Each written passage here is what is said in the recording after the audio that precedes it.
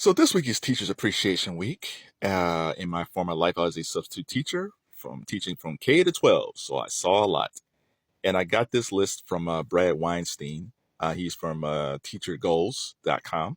Make sure you check that out. And he has how to appreciate teachers. And he has 7 things listed.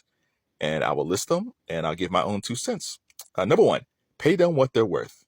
I believe the average salary for teachers is between like 44,000 and 46,000. And the average salary of a senator in DC is $172,000.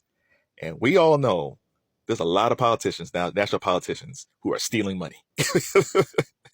Yes, because those congressional aides are the ones who are studying the laws, writing cliff notes so they know what they're doing. Just because a lot of these senators and Congress people were just voted in doesn't mean they're bright at all. They were just the most popular. So we need to pay our teachers what they worth. They go through so much. Like elementary school, right? Elementary school, those little kids are probably the best just because they have big eyes and they'll listen to you, especially the little ones, but they're super, super hyper and you have to keep their attention. And keeping like little kids' attention all day is not easy. Middle school, horror show. You got puberty, and they're basically still little kids who think they're grown. And that's when boys start messing with girls and girls start messing with boys. It's like, stop touching that girl, stop touching that boy. It's a whole heck of a lot. So hats off to the middle school teachers because that's a lot of work they got to do and they got to teach. High school, that's like 50-50, right? If you got kids who are in a vocations, college prep, athletes, because they actually, most schools, if they're decent, the kids got to maintain a good GPA average. They're usually okay. It's the kids who aren't really focused. The phones, that's not helping any. But you have, like back in the day, you always had like a couple of boys, a couple of girls always got sent to the office. Well, today that's like quarter of the class, where you might have a part of the classroom that's really engaged, and they might not care, but they know they have to get their work done. And there's a bunch of kids who just aren't paying attention or just being disruptive. And you can't send all them to the office. So teachers, they deserve to get paid more. We wouldn't be anywhere without our teachers. Once upon a time, like during the pandemic, there was a point where we actually appreciated teachers because parents, for the first time, had to try to do the schoolwork with their kids. And guess what? They realized they couldn't do it. So there was a slight appreciation for teachers between like 2021 and 2022. Yeah, 2021, 2020. But all that's gone away. It's back to being disrespectful to teachers once again, which brings me to number 2. Show them respect. The easiest thing you can do as a parent to show teachers respect is show up a parent-teachers conference. It's only twice a year. You mean to tell me you can take a half an hour or hour out of your day to go talk to your kid's teacher? I noticed, like for little kids, the parents really showed up for little kids in the beginning, but as they go on, once they get to middle school and high school, it really dwindles down. And in Akron, parent teachers conference is all day, and the kids have a day off, so there's no excuse for a parent to show up and find out what the kid is up to. And again, most teachers know what the kid's up to, so they can say, hey, he or she doing good in school? It's like, yes, yeah, they're good in this subject, but they need some work on here.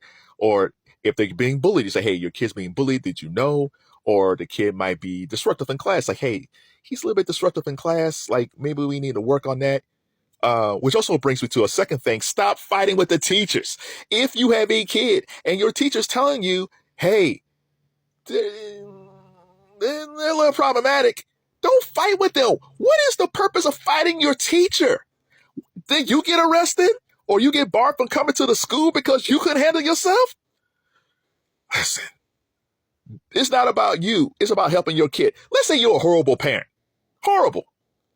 Your kid should be a better representative of you. It might be too late for you, but it's never too late for your kid. So if you say, hey man, I screwed up my life, it's over for me, but I'm going to make sure my kid is better. So don't fight with the teacher. Going back to parent teachers conference for a second, I remember I was talking. Every time I talk to an ROTC teacher, they will always tell me their parents always show up. Parent teachers conference for ROTC always show up. Now again, sometimes things happen. You can't show up for PTA conferences all the time. But come on, man. It's only twice a year. Twice a year. Okay. Number 3, include their voice in decisions. I understand we need school boards, but on these school boards, there should also be room for a elementary school teacher, a middle school teacher, a high school teacher, and a school administrator, like a vice principal or a principal. Because these people, school boards, they just get voted in. Most of them don't have an education background at all.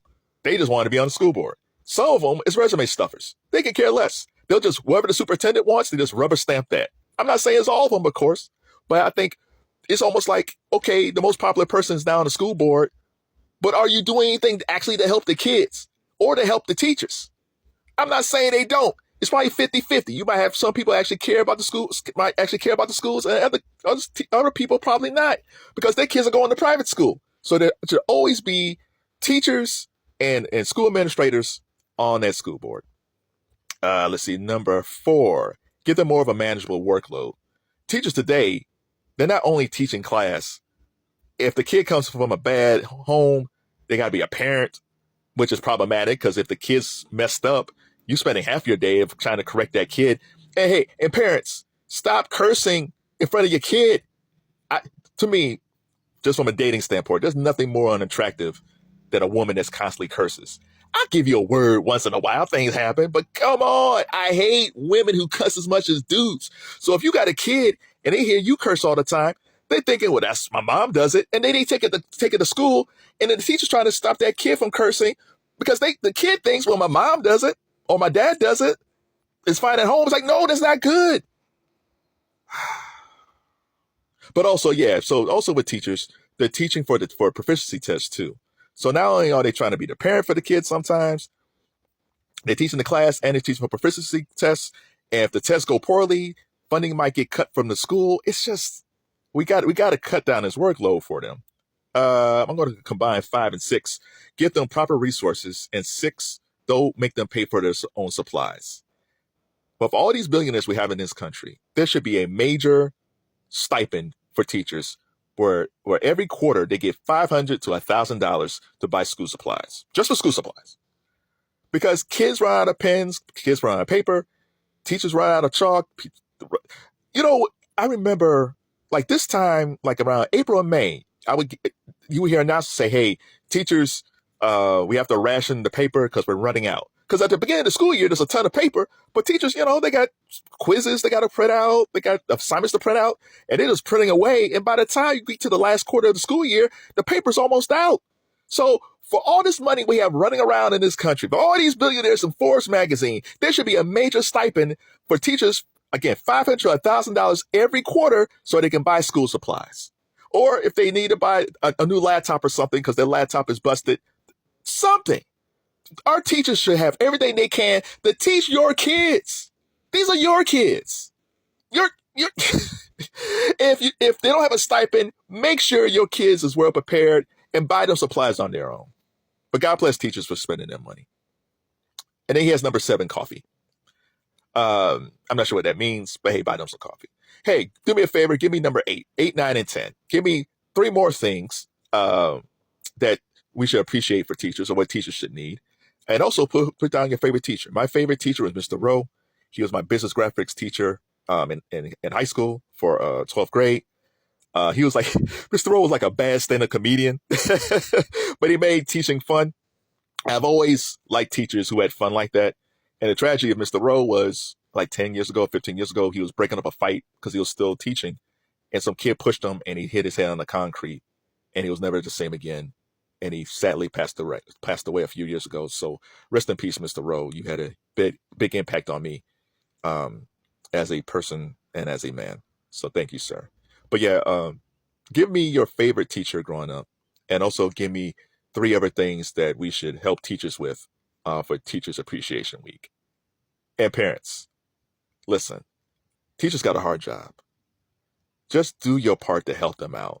Don't make their job harder because they already have a job. They already have a hard job. And for teachers, God bless you. You're doing good work. Yeah, there's some bad teachers out there, but most of them care. And thank you for all the teachers who put me in this position to say thank you for teaching me.